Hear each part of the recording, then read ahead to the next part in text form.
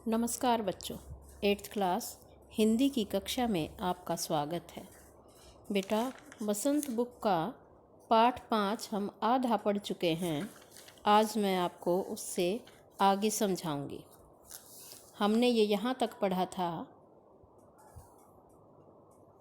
जहाँ तक पत्रों का सवाल है, अगर आप बारीकी से उसकी तह में जाएं, तो आपको ऐसा कोई नहीं मिलेगा जिसने कभी किसी को पत्र न लिखा या न लिखाया हो, या पत्रों का बेसब्री से जिसने इंतज़ार न किया हो। हमारे सैनिक तो पत्रों का जिस उत्सुकता से इंतज़ार करते हैं उसकी कोई मिसाल ही नहीं। एक दौर था जब लोग पत्रों का महीनों इंतज़ार करते थे, पर अब वह बात नहीं। परिवहन साधनों के विकास ने दूरी बहुत घटा दी है। पहले लोगों के लिए संचार का इकलौता साधन चिट्ठी ही थी, पर आज और भी साधन विकसित हो चुके हैं।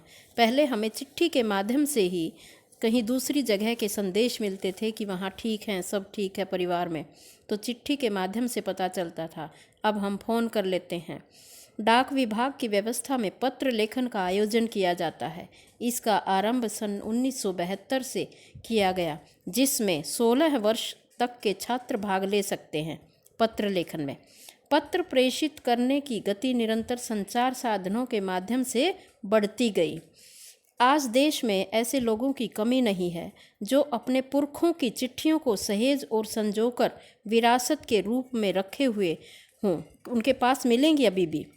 या फिर बड़े बड़े लेखक, पत्रकारों, उद्यमी, कवि, प्रशासक, सन्यासी या किसान, इनकी पत्र रचनाएं अपने आप में अनुसंधान का विषय हैं।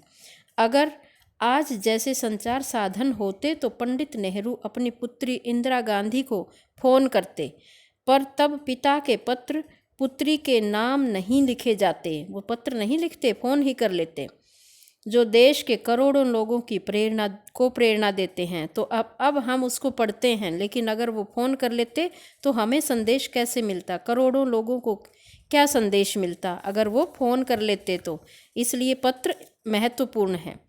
पत्रों को जो आप सहेज कर रख लेते हैं, पर SMS संदेशों का आप जल्दी ही भूल जाते हैं, उनको तो नहीं रख सकते। कितने संदेशों को आप सहेज कर रख सकते हैं? तमाम महान हस्तियों की तो सबसे बड़ी यादगार या धरोहर उनके द्वारा लिखे गए पत्र ही हैं। भारत में इस श्रेणी में राष्ट्रपिता महात्मा गांधी को सबसे आगे रखा जा सकता है। दुनिया के तमाम संग्रहालय जानी मानी हस्तियों के पत्रों का अनूठा संकलन भी है, इकट्ठे कर रखे हैं, संग्रह कर रखा उनके पत्रों का। तमाम पत्र देश, काल और समाज को जानने समझने का असली पैमाना है। भारत में आज़ादी के पहले महासंग्राम के दिनों में जो कुछ अंग्रेज अफसरों ने अपने परिवारजनों को पत्र में लिखे थे, वे आगे चलकर बहुत महत्व की पुस्तक तक बन गए। इन पत्रों ने साबित किया कि यह संग्राम कितनी ज़मीनी मजबूती लिए हुए था। ज़मीनी मजबूती, बिल्कुल करीब से ऐसा महसूस होता था कि जैसे ये हमारा अपना है। महात्मा गांधी के पास दुनिया भर से तमाम पत्र केवल महात्मा गांधी इंडिया लिखे आते थे, कि बस महात्मा गांधी लिख दिया और इंडिया लिख दिया, और वे जहाँ भी रहते थे वहाँ तक पहुँच जाते थे। बस इतने ही पते पर उनके पास पत्र पहुँच जाता था, वो इंडिया के किसी भी कोने में हो। आज़ादी के आंदोलन की कई अन्य दिग्गज हस्तियों के साथ भी ऐसा ही था। गांधी जी के पास देश दुनिया से बड़ी संख्या में पत्र पहुँचते थे, पर पत्रों का जवाब देने के मामले में उनका कोई जोड़ नहीं था। कहा जाता है कि जैसे ही उन्हें पत्र मिलता था, उसी समय वे उसका जवाब भी लिख देते थे। वो तुरंत उस पत्र को पढ़ते थे और जवाब तैयार करते थे। अपने हाथों से ही ज़्यादातर पत्रों का जवाब देते थे। जब लिखते लिखते उनका दाहिना हाथ दर्द करने लगता था, तो वे बाएं हाथ से लिखने में जुट जाते थे। तो इससे हमें समझ आता है कि महात्मा गांधी दोनों हाथों से लिख सकते थे। महात्मा गांधी ही नहीं, आंदोलन के तमाम नायकों के पत्र गांव-गांव में मिल जाते हैं। पत्र भेजने वाले लोग उन पत्रों को किसी प्रशस्ति पत्र से कम नहीं मानते हैं, और कई लोगों ने तो उन पत्रों को फ्रेम कराकर रख लिया है, उनकी यादगार के रूप में रख लिया है। यह है पत्रों का जादू। यही नहीं, पत्रों के आधार पर ही कई भाषाओं में जाने कितनी किताबें लिखी जा चुकी हैं। वास्तव में पत्र किसी दस्तावेज से कम नहीं है। पंत के 200 पत्र बच्चन के नाम और निराला के पत्र हमको लिखियो है कहाँ, तथा पत्रों के आईने में दयानंद सरस्वती समेत कई पुस्तकें आपको मिल जाएंगी। कहा जाता है कि प्रेमचंद खास तौर पर नए लेखकों को बहुत प्रेरक जवाब देते थे, प्रेरणादायक, उनको आगे और लिखने के लिए प्रेरणा देते थे, तथा पत्रों के जवाब में वे बहुत मुस्तैद रहते थे। इसी प्रकार नेहरू और गांधी के लिखे गए रविंद्रनाथ टैगोर के पत्र भी बहुत प्रेरक हैं।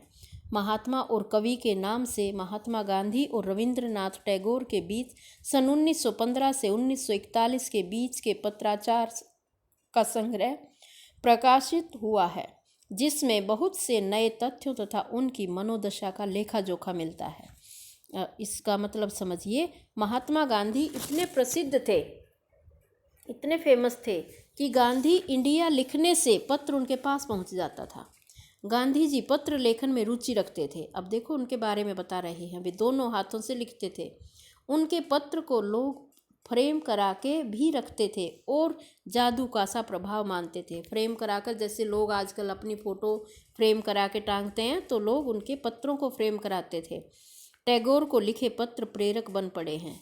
पत्र व्यवहार की परंपरा भारत में बहुत पुरानी है, पर इसका असली विकास आज़ादी के बाद ही हुआ है। तमाम सरकारी विभागों की तुलना में सबसे ज़्यादा गुडविल डाक विभाग की है। इसकी एक खास वजह यह भी है कि यह लोगों को जोड़ने का काम करती है, लोगों को आपस में जोड़ने का काम करती है। घर घर तक इसकी पहुंच है। संचार के तमाम उन्नत साधनों के बाद भी चिट्ठी पत्री की हैसियत बरकरार है।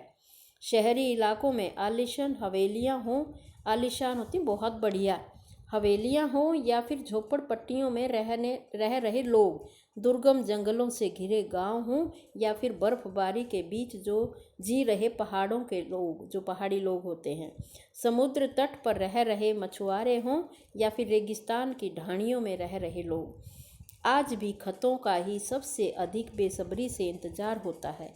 एक दो नहीं, करोड़ों लोग खतों और अन्य सेवाओं के लिए रोज़ भारतीय डाकघरों के दरवाज़ों तक पहुंचते हैं और इसकी बहुआयामी भूमिका नज़र आ रही है। दूर देहात में लाखों करोड़ गरीब घरों में चूल्हे मनीआर्डर अर्थव्यवस्था से ही जलते हैं। मनीआर्डर करते हैं, पैसे भेजते हैं, और तब वो उनके घर तक पहुंच जाता है पैसा, और उससे वो आगे अपना रसोई का खर्च चलाते हैं। चूल्हे जलने का मतलब है घर में खान पान की व्यवस्था करना। गांव या गरीब बस्तियों में चिट्ठी या मनी ऑर्डर लेकर पहुंचने वाला डाकिया देवदूत के रूप में देखा जाता है। सब इंतजार करते हैं कि अब डाकिया आएगा और हमारा मनी ऑर्डर लाएगा। डाक विभाग के सहयोग एवं लगाव से पत्र लेखन को बढ़ावा मिलता है।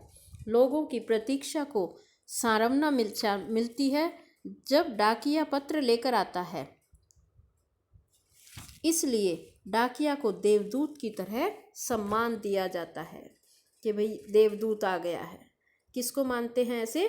डाकिया को। उनका इंतज़ार करते हैं कि अब डाकिया आएगा, इस महीने आएगा, अब आएगा, पैसे आएंगे, तो वो उसको देवदूत के नाम से जानते हैं। धन्यवाद। अब आप भी इसको अच्छे से पढ़ेंगे और कठिन शब्द लिखेंगे।